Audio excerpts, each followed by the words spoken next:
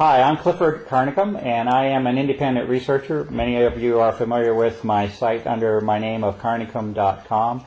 I'm an independent researcher on what I call the aerosol issue, aerosol crimes, popularly known or referred to as chemtrails. I don't use that term, but I don't have any problem with other folks that do that. But for about 10 years, I've been doing research on the aerosol issue, the deliberate introduction of massive amounts of particulates into our atmosphere. Our purpose here today is not to debate or discuss the reality of that subject. It is to go into a much deeper subject, and that is the biological consequences of these aerosol operations, with a particular interest in a condition that has emerged that has been called morgellons. We will find that as I use this term, really any time in the future, and as well as now, I will put that term in quotes, and I think that'll become clear as we talk today. I'm here with Gwen Scott, Dr. Gwen Scott, a naturopathic doctor, a longtime friend, associate, and collaborator on research that we have done over 10 years now, with a great deal of recent activity over the last 3 months, specifically on, again, the morgellons issue. What I'm going to do today is take about 10 minutes and simply make the audience aware of a series of papers that I have written. I will not go into in depth. I will not have time to go in depth, but I simply want to make the audience aware that these papers exist, the main subject of each paper that has evolved over the last 3 months. Then Gwen will have some time for some of her thoughts, personal issues and testimony related to this issue, and then we'll have a couple of minutes at the end to close. So my work will basically be a chronology, and my work on this issue started in August of 2006.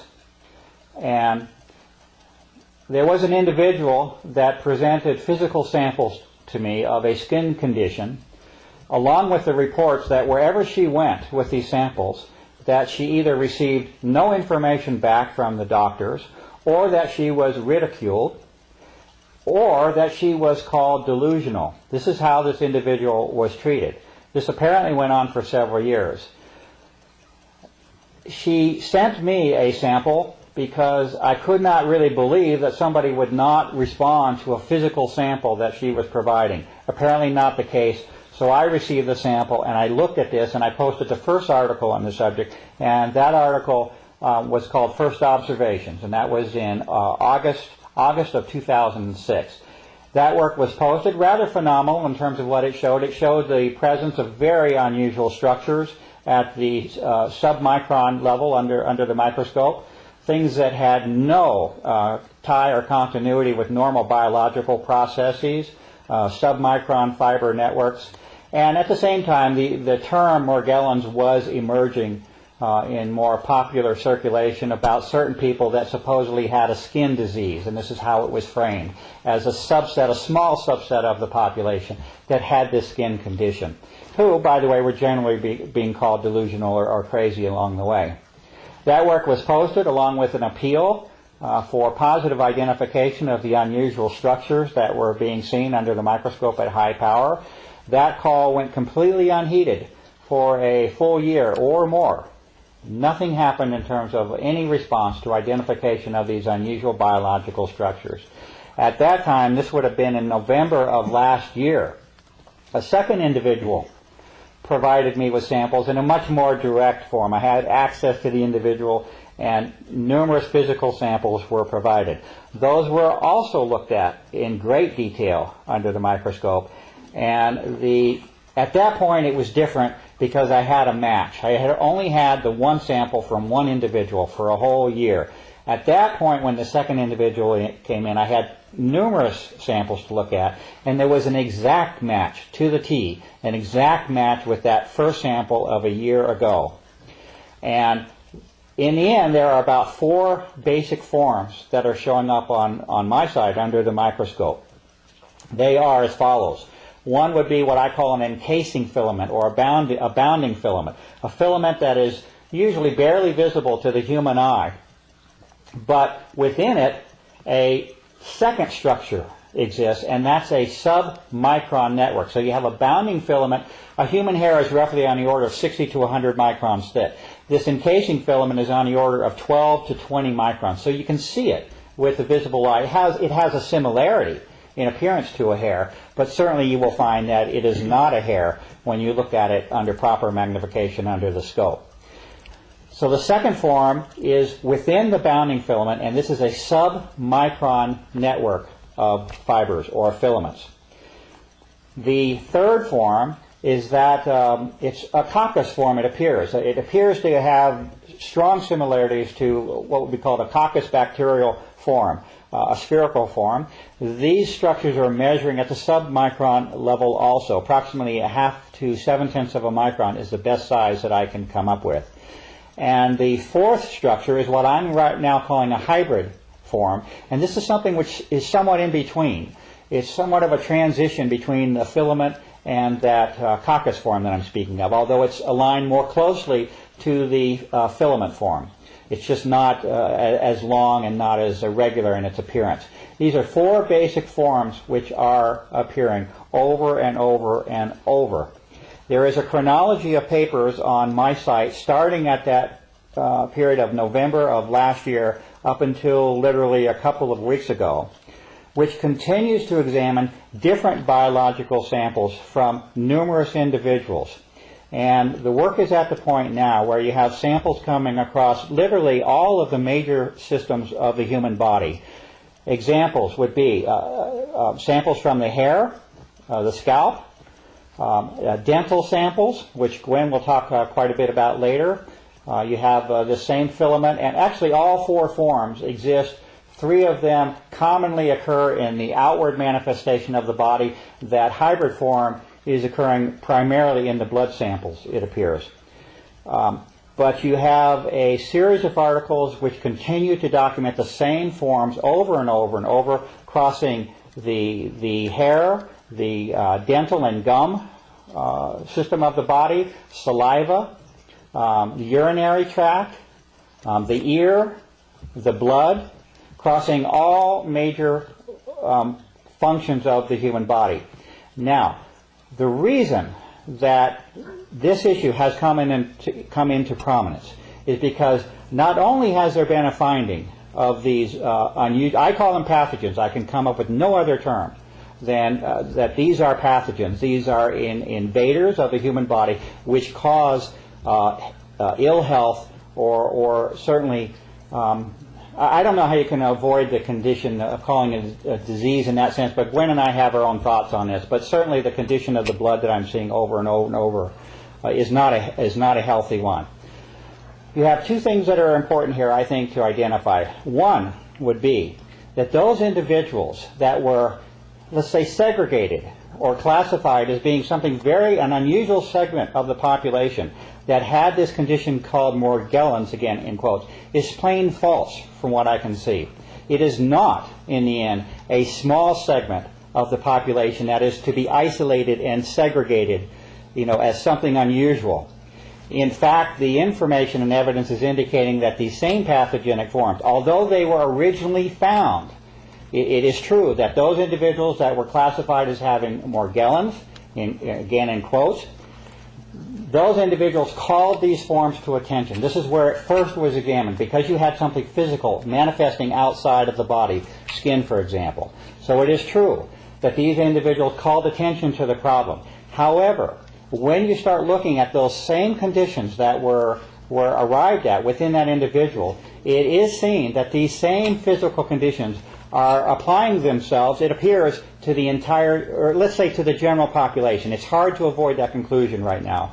We have 18 individuals across 3 to 4 state lines that have contributed physical samples thus far, and the same identical pathogenic forms, again I can come up with no other proper term than that they are a pathogen, are occurring in these individuals. And the only distinction that I can make with the so-called morgellons individual is that you simply have an outward or visible manifestation or visible form with that individual. But if you get into the blood and you get inside the body in these major systems, the same forms are occurring with all.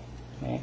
So that's certainly one of the main points that I wanted to make in terms of the distribution of this condition. The classification of morgellons as something specific to a few individuals appears to be entirely false, and the only conclusion I can come to at this point is that it certainly appears that the general state of health of the general population has been affected or degraded by the presence of these pathogens. The next important point that needs to be made is the connection with the aerosol issue. From one perspective, a person could simply examine the so-called morgellons condition, and you have a field day in itself in terms of trying to explain what it is that you're seeing. That's a valid subject in itself, which deserves a whole lot more attention than it's received thus far. But unfortunately, there has been the linking by direct physical evidence of the so-called morgellons condition with airborne samples that now have a history extending back 10 years. In particular, a set of samples that was sent to the United States Environmental Protection Agency at the beginning of my work, close to being 1999 or 2000, and the subsequent refusal of the United States Environmental Protection Agency to identify that material. If you now look at the microscopic level, very high magnification, you will find a direct parallel in form, structure, and size between that very sample that the EPA refused to identify. Basically, 3 out of those four forms that I spoke of, you will see within that single sample that the EPA refused to identify. And so obviously the problem here is that it appears as though there is a direct link between environmental contaminants and environmental samples and the subsequent biological manifestations that are occurring, not only within a certain class of individuals that have been given a name, but unfortunately it looks like they extend themselves through the general population. I'm going to pass right now this subject over to Dr. Scott to give her time for her thoughts, and then at the end we'll come back for a couple minutes. And also I wanted to mention that I hope that in the future we can have a couple more sessions like this, but I wanted to open the door and at least get some general information out there, because there's actually indications that even the alternative press in some ways is not being, let's say, quite as open in the disclosure of some of the information as I think might be helpful to us. So Gwen, I wanted to thank you very much for being here today. This time we're both under the camera. Last time we did some work with just you under the camera. Sure. But I wanted to thank you for being here and give you a few minutes to give some of your thoughts on this issue, and thank you very much. Well, I have to thank you, and I think every human on this planet, Clifford, has to thank you. You spent nothing but the last 10 years of your life with nothing coming to you doing this work. So on behalf of humanity, thank you.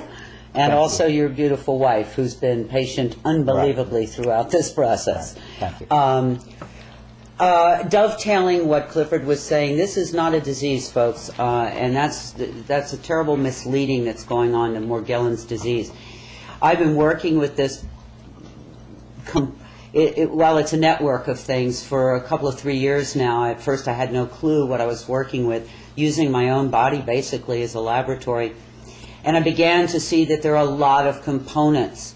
Morgellons was just a name put on this because people were demonstrating something through their skin, as Clifford mentioned, which later under the microscope we begin to see very unusual forms.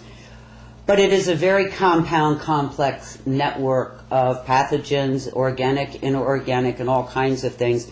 Fibers, we have heavy metals, we have bacterias, funguses, viruses, all kinds of things that seem to be working somehow synergistically, none of them good to the human body and human health. I was able to touch base with one of the people who actually was involved in the design of some of this, and I think at the time he thought he was doing his country some good, and in retrospect now realizes perhaps not, and so he's trying very hard to help anybody who's conscious of what's going on, and he did tell me that most of these pathogens have been genetically altered, so that some your immune system doesn't even know that they're there. They're cloaked. They're different. They can overcome. And I won't go into specifics, but just to say these are not your average bacteria, virus, fungus, and of course heavy metals are not average in the human body anyway. And these fibers, these unusual fibers, are wires that we're seeing. People have said, well, where is it coming from? Well, clearly there's been enough air sample to know, and Mr. Carnicom Clifford just made that connection for us, through the air. And remember, folks, and this is something people forget, we've sort of disconnected. Hopefully we can reconnect with some very important things today. Whatever you breathe in is systemic or system-wide to your whole body in less than a minute. And these things that we're talking about here are very small, tiny, tiny, tiny particles, goes into the lungs, go directly into the blood supply. No oversight, nobody knows, this is a slow process of discovery, can be changed on any given day without our permission or knowledge. So it's pretty disturbing when you think about it. But we do know that some of these at least are coming into us with deliberation through the air supply. I have been told by this same gentleman that it is also being delivered to us through our food supply, particularly commercial pre-processed, pre-produced foods. Something to think about in terms of your diet. And also, I have a personal belief, I have no proof, that perhaps through inoculation, willing inoculation for many years, I say willing, we were sort of told we had to get all those inoculations. But anyway, so there you go. One of the things I think that is most disturbing about these times, that even the people who are conscious or aware, if they're not demonstrating fibers coming out of their bodies, they go, well, I'm sorry for those people, but it's not me. What I am discovering along with Clifford over time here is that every single human that goes through a series of sampling and testing seems to have this condition. I don't even want to call it morgellons. It's a compound complex assault on the body. One of the couple of things, and by law, as a naturopathic doctor, I cannot diagnose or prescribe to you. But what I can do is educate you and share some of my own personal experiences. And one of those was I had what I thought, bad toothache one day. It was so bad, I kind of went under the covers and said, help, to the higher kingdom. And it came to me that rinsing my mouth with red wine would help. And I did, and the results of that were astounding, terrifying, and stupefying. All of these fibers came flying out, and you can see that work on Mr. Carnicom, carnicom.com website. You can see the photographs. That was probably 2 months ago, and to this day, twice a day, I do that therapy, and it continues to produce, perhaps not as much, but thousands and thousands and thousands.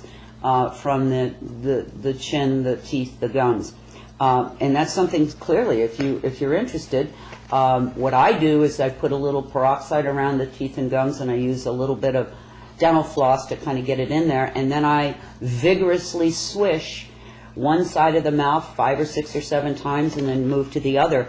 First swishing usually doesn't produce very much, but by the second or third swishing. This is not a recommendation or a cure or anything like that. But a simple in-home thing that you can do, test to see if perhaps you too might have some of this going on. Another something that you can do is take your own body temperature. One thing that has been noticed is that without exception, every human I have met, when they take a consistent body temperature testing every day, falls way below the normal 98.6 that we're supposed to be. There are people who are down in the 94, 95 range consistently. But most everyone, if not everyone, whose temperature we take ends up being very, very low. And that's something else you can do, and indicating that perhaps things are a little crooked. The reason I think this is important is, if not for yourself, okay, say you don't care about yourself, but I know you love somebody, you have children, you have a mom or a dad, a brother or a sister, you can just sort of look away or do the ostrich thing, but believe me, whether you and yours are dealing with the chemtrails, the aerosol spraying or not, it's dealing with you. And if we don't begin to accept that, as difficult as it is, and for most people of consciousness and good heart, it's inconceivable that anyone would want to harm their fellow man that way, by coming to the recognition that perhaps there are some folks who do, and for what reason I have no clue, then you have to somehow enjoin. You have to somehow decide that it is touching your life and in a big way. Ways that I have noticed and been able to sort of track through myself and friends and family and clients is a sort of a premature aging, and that affects every body part. Hair loss, all kinds of things, joint pains. And as I go along on the discovery, I'm beginning to understand that more and more of what we associate with aging and ill health can be directly related back to this system, this very kind of compound, complex mix that's coming into us, all of them taking tolls on in one way or another. If you are working, and I do suggest that you do, work with an enlightened practitioner, it's very important that they understand that we have a new paradigm, health paradigm that we're working with now, and they need to become educated about all of the things coming into us. And if you go to Mr. Carnicom's website, I did post a paper there, a very extensive paper about my own personal journey through this, and in there's some suggestions. Please, not on your own, but work with an enlightened practitioner. You're welcome to take any of that information to him or her to help you and yours achieve optimum health. Just a few final comments. Everybody says to me, well, okay, what do I do? Well, I think the first thing you do is what you're doing right now, is becoming aware, educating yourself, becoming conscious, because knowledge is always the beginning. And then after that, follow your soul, follow your spirit, go and meditate, do whatever it is that you need to do, because everybody can contribute something positive to these times. So you'll have to find what your journey is and what your contribution could be. I would only say to you, to do nothing it would be sad, because every contribution means something. And I would also say it's hard not to get angry. It's hard not to come right back at it with anger and hatred, and they should, whatever, and all that stuff. But in my opinion, that it's that energy that got us where we are right now, and that even though this is so difficult to approach this way, to me it seems the only way, which is with love and compassion and kindness and all the light side energy, because in the end it's the most powerful, and I think can offset. The same person that came to me said so much of what's going on is vibrational, and if you look at Mr. Carnicom Clifford's website, you'll see a lot about frequencies. And we know that anger and hatred and judgment all carry a very dense negative frequency, whereas love, light, compassion carries a different frequency. So that in and of itself is good medicine. As I go along through this process with myself and my friends and my clients, I will continue to update whatever observations I have about the nature and potential mitigating natural remedies that you can consider. As I said, please work with a professional healthcare practitioner. And in closing here, really, I just want to say, anybody watching this, bless you. Bless you for being conscious, and bless you for caring. And I know Mr. Carnicom Clifford has a few closing thoughts. Yeah, I just want to thank you very much, Gwen, and I hope we get the chance to meet again soon on this. And I suspect it might be helpful to have just more of a dialogue maybe the next time. But it's helpful to get some of the really just introductory. We're just trying to raise the issue on this. And one comment that with respect to this test that Gwen described with the wine. Unfortunately, this is not an anomaly. This does not appear to be something that is extremely unusual.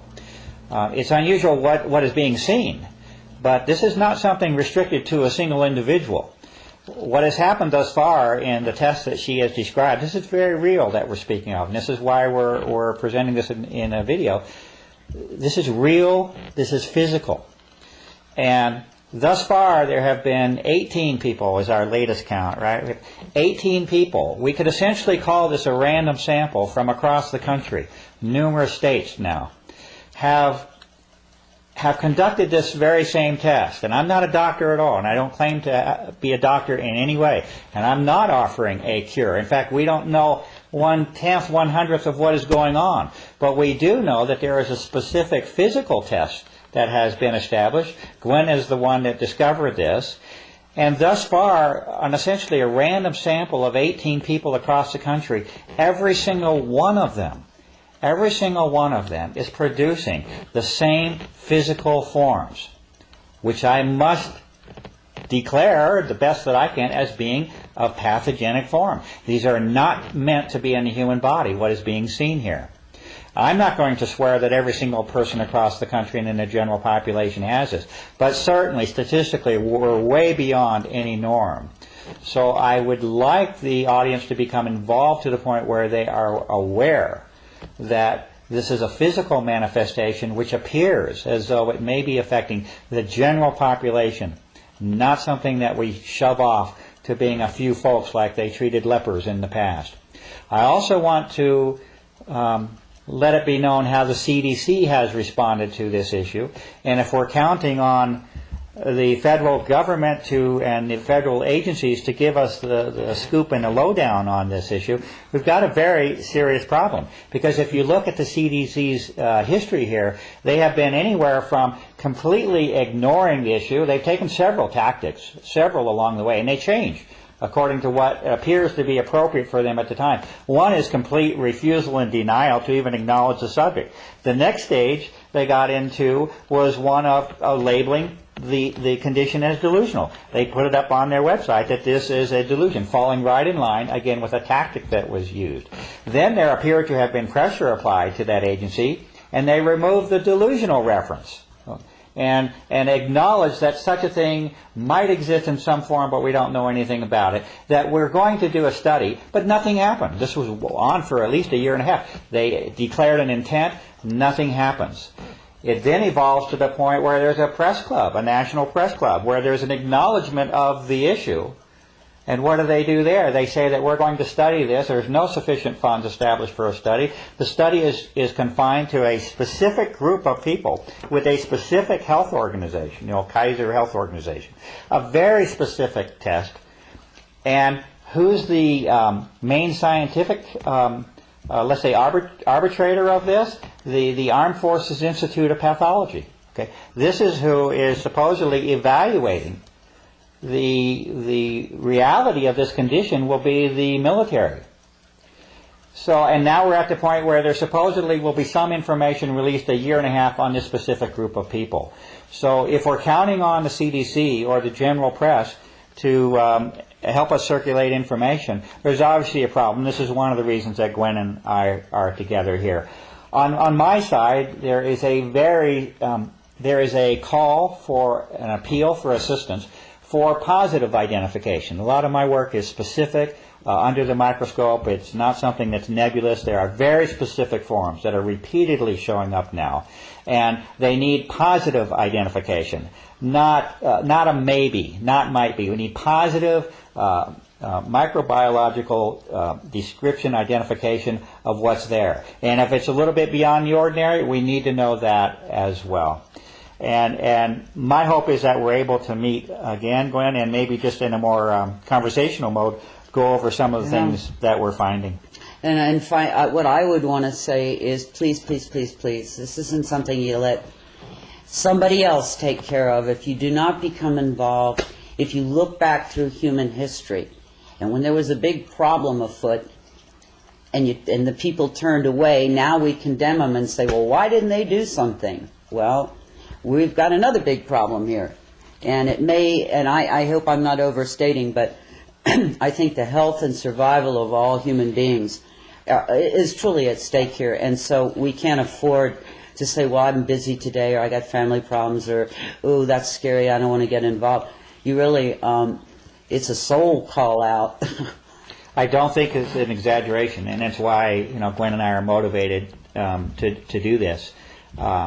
We're speaking of something which has the potential, if not actually already doing so, and that is affecting the general state of the health of the population. On the whole planet. Yes, and with a great deal of evidence can be attributed to very specific environmental operations and programs that are being conducted. And with that, I would like to thank you for listening, and thank you, Gwen, and I look forward to meeting with you soon again and see if we can get into a little more detail on some of the things we've been doing. Peace and blessings. Thank you, Mike.